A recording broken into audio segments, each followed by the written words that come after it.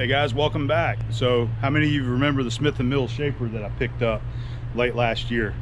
It's still been sitting on the trailer. I've been keeping it parked underneath my shed there just to keep it out of the elements, but I'm ready to go ahead and get the shaper off of the trailer and get my trailer freed up so that I can use it to pick up other things. I've got some other things I need to use the trailer for. So my plan is to today, let's get the shaper down onto the concrete, and at least it'll be there for now. I am going to get a tarp and keep it covered up, but the long-term goal will probably be for it to sit outside here and just get a good tarp, keep it covered up. But once we get it off and I get things situated, I'd like to get it in the shop, or at least by the door there, and I will hook up an extension cord to it where I can plug it in to the receptacle where the G&E shaper is mounted and be able to test it and see how it runs. So let me talk you through what we're going to do today. I've still got to get these boards off, so what we'll do is remove these boards first, and I'll get my toe jack out here and we'll go ahead and see about getting it picked up just enough to get it on these 1-inch bars. These were the 1-inch bars that were given to me whenever the guys up north helped me move the G&E shaper, and they shipped them all down. I've got a few more of those too if I need. I just grabbed 4. So we'll put those 1-inch bars underneath here, and that should allow me to easily pull it down that way. And I'll hook a chain to the back side here. I've got a D-ring on the front, so I'll keep it taut up here just in case it does try to roll that way. You know, it's not going to get out of control. I'll probably end up putting some jack stands under the back of the trailer here to support the weight once it gets out here. And then we've got my 2 ramps there that I showed straightening. We're going to use the ramps there to slide the shaper down off of the trailer. We'll go ahead and grab one. I'll show you. I am going to rebuild these things, by the way. Even my angle on the back of the trailer got bent whenever these things got bent, but the way I designed this was I got a piece of angle on the front and I welded this angle on the back, and this never got bent loading up cars and trucks on there, not until somebody used it to try to put a 15,000 pound tractor on here. That just hooks right there. I made it that way so that you can position those ramps anywhere in there you want. So we'll probably have them both right here in the middle.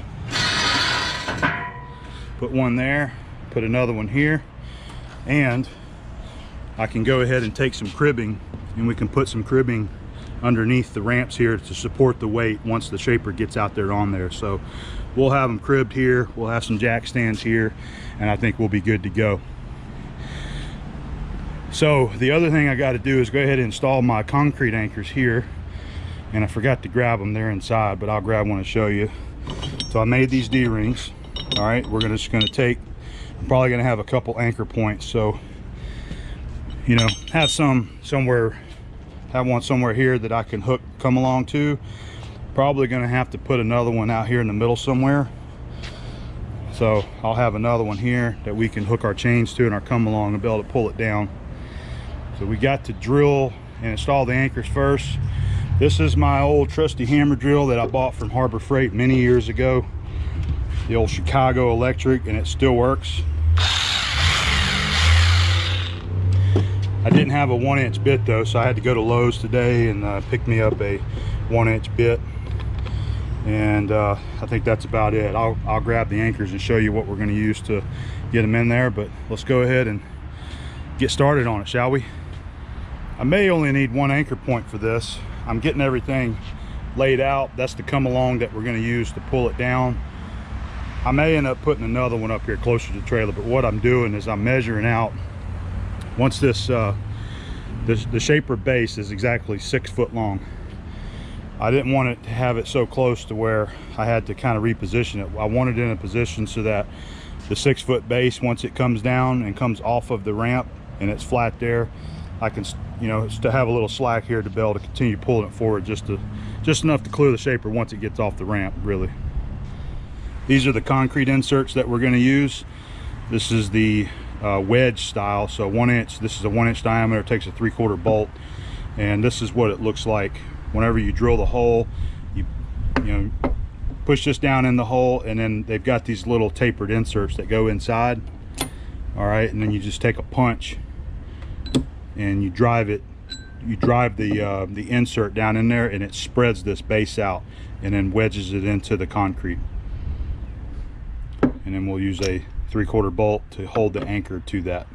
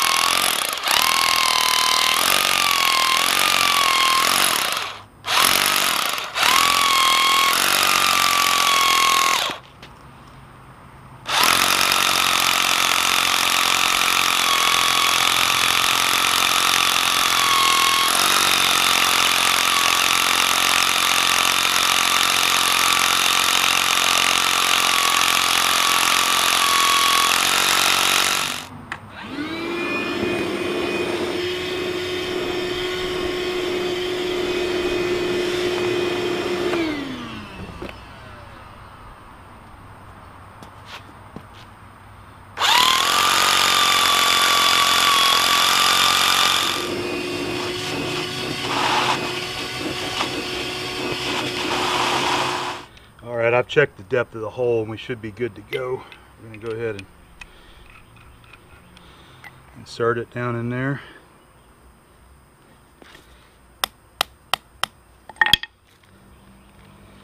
Now what we can do whenever we're not using these, I'll pick up some stainless steel set screws and put them in the hole there just to kind of keep it from filling up with trash. Drop the insert in.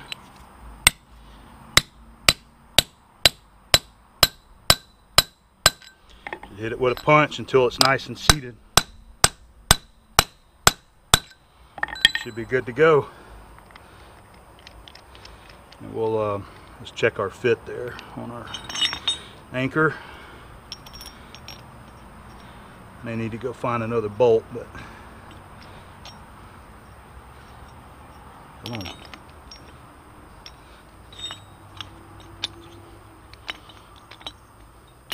Oh, it's not wanting to start. Why is that? What's it doing here? Is it crooked? It might be a little crooked. I may have to go and I probably just need to go run a drill through these holes here to give it a little clearance. I think what it is, it's, yeah, the anchor is just a little bit crooked and it's hitting the wall of the hole there, so I'll just do that off camera. I'll just take them and run another drill bit down through there and open it up 15 thousandths. I think I got my other anchor point figured out. We're going to put it right here, right towards the end of the ramps. If I go to unload anything else like this off the trailer, I can use the same exact setup. You know, after the ramps here, I've got the come along just kind of sitting on the ramp to kind of hold it up there. So we'll be wrapping a chain around the base of the machine and hooking it to here, and then we can use this to pull the machine to the end of the trailer here, and then reposition it back to that one, rehook, and then pull it down the ramp.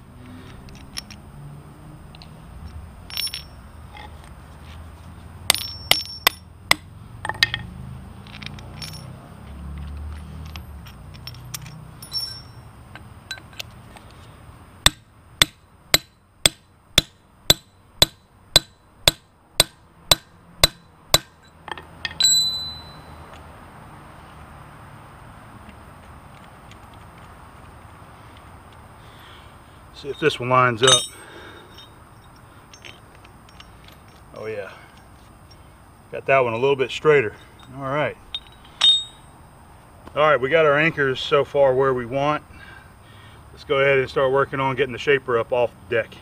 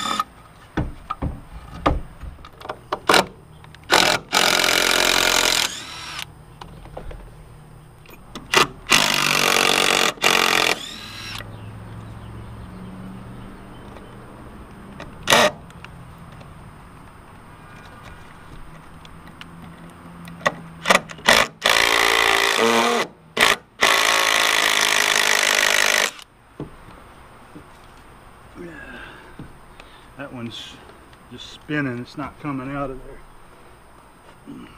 I have to just pry that one out.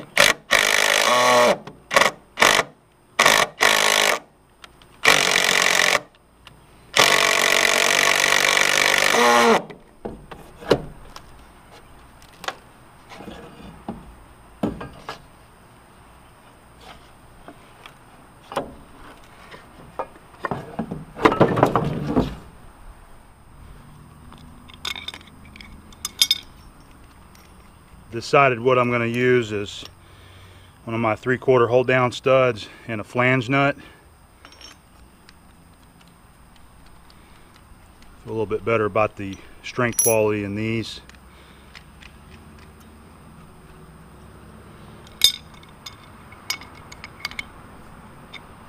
Here we go. We'll do that on the other one as well.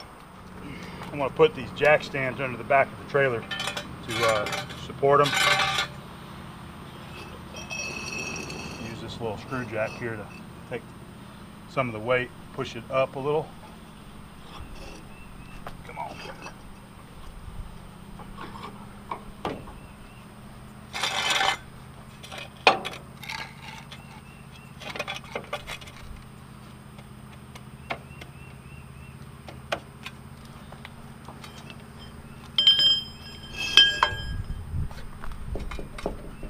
Got to keep this in from sinking down. Put one on the other side there as well.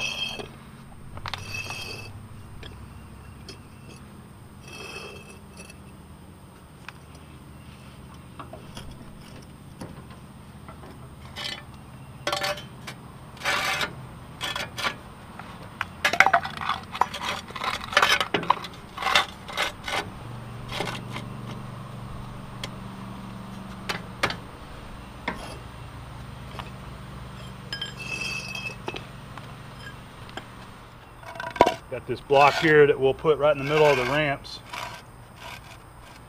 and I'll probably have to reposition this. I've got the ramps pulled all the way together, but I think once we get the shaper all the way to the end, I'm going to have to pull these over just a little bit so that it's overlapping the edge of the machine. But this is what we'll do. We got these wedges here. Just do like that. Put one on one side and one on the other.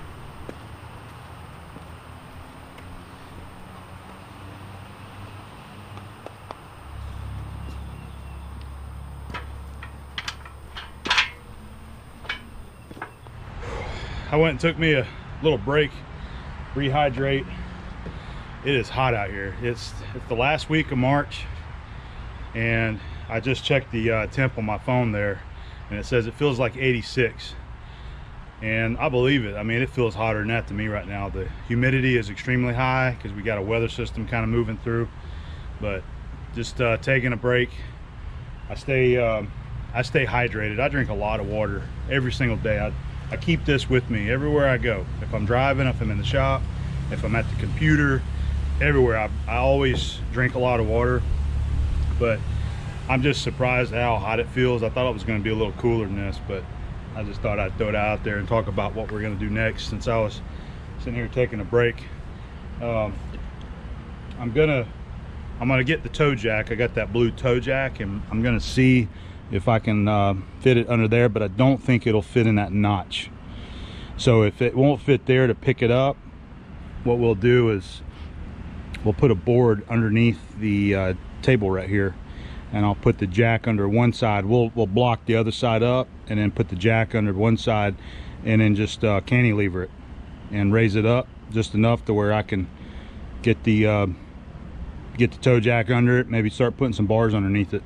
So that's the next plan of attack. And once we get it up, I'm thinking I might go ahead and, you see you got that oil down there. That was mainly from moving it. Whenever we loaded it and when moving down the highway, it was coming out of right here. I mean, it's like, you can still see it. You see how full it is? So that's what the oil is from just moving it around. But I'm thinking I'm gonna clean that up and get this oil up while it's still on the trailer here, so it doesn't get all over my concrete there. This may end up being a 2-day job. It's already getting close to 2 in the afternoon. I'm about to get started on that, but you know, tomorrow I could come back out here in the morning and get started on it if we don't get it off. But we still got 5-6 hours left of daylight, so let's see if we can get her done. Alrighty. Yeah, my toe jack's just too wide to fit under here. I'll show you what I'm talking about. It's too wide. So we'll go to our secondary method, where we will use a block over here underneath the table. We'll put the jack, because you can press on the top of this also. We'll jack it up right there. I'll get the other side blocked up, probably with a screw jack or something like that. All right, we're getting her cribbed up there with our blocks. I wanted to use this guy right there, but it wasn't long enough, and I don't have one longer than that. Show you the other side here. I was using that same little screw jack that we were using under the trailer. It's going to work out on the perfect height there, so we're going to go ahead and just bring it up to it. All right, it's just touching up here, so we got her cribbed up. So we'll jack up the other side, and that'll be enough to start raising this up just a little bit. All right, let's see what it'll do.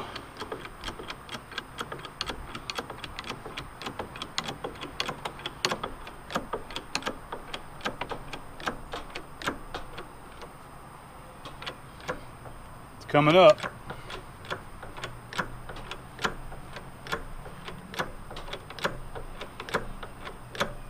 All right. Go ahead and put a wedge there to hold it. Go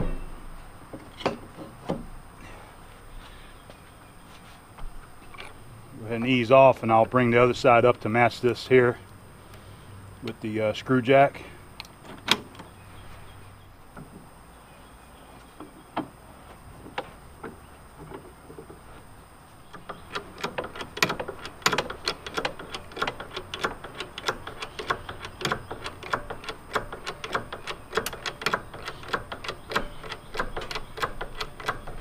Looks like it's working pretty good. Go ahead and wedge it again.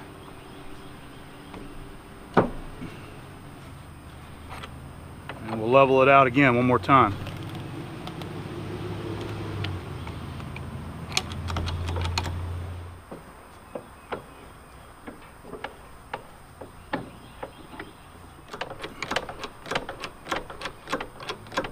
You can see it putting a strain on these boards, but they're holding so far. We're doing very short, controlled lifts using our wedge, so if this cracks, it's going to catch it under the wedge there. But we are, I think we're high enough. All right, I'm just going to stop there. We're high enough now that I can get the toe jack under the front, and we can put some bars under there.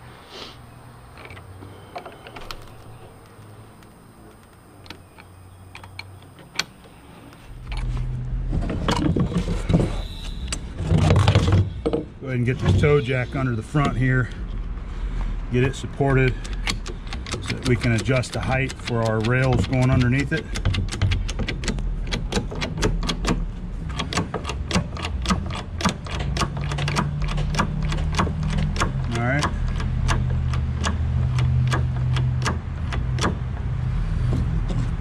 keep these. Let's just do it. We'll do it like that because I want to get a bar underneath here. That's just like a jack stand. It's going to hold it. Did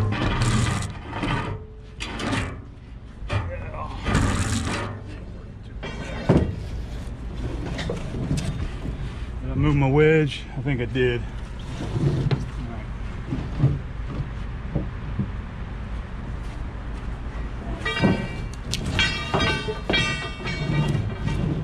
Get these guys under here.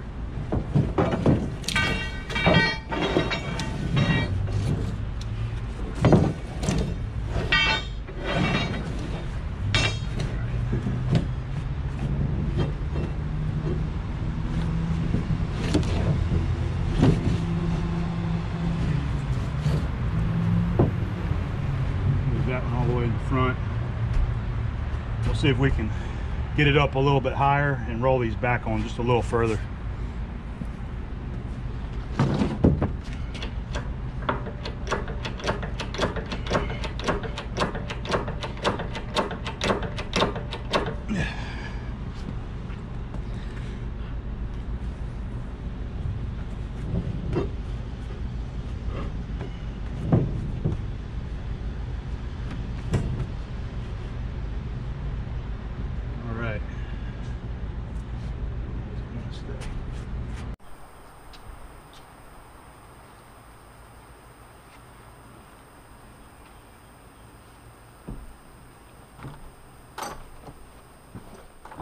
Let's see what happens here.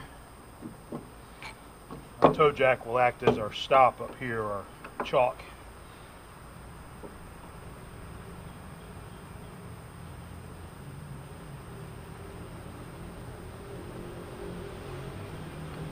Okay, it's not trying to roll on me.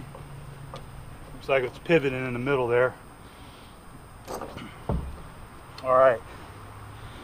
I think from here we'll go ahead and get our chains hooked to it and then start our nice easy pulling on it to see if we can get it to start rolling.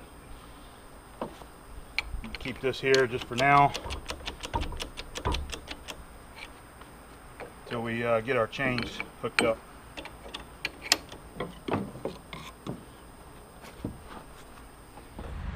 I think I got her ready to start making our first pull, and back here we've got a chain to that eye that's wrapped around the motor base there, so that'll keep it in case this decides that it wants to roll faster than what I'm pulling it.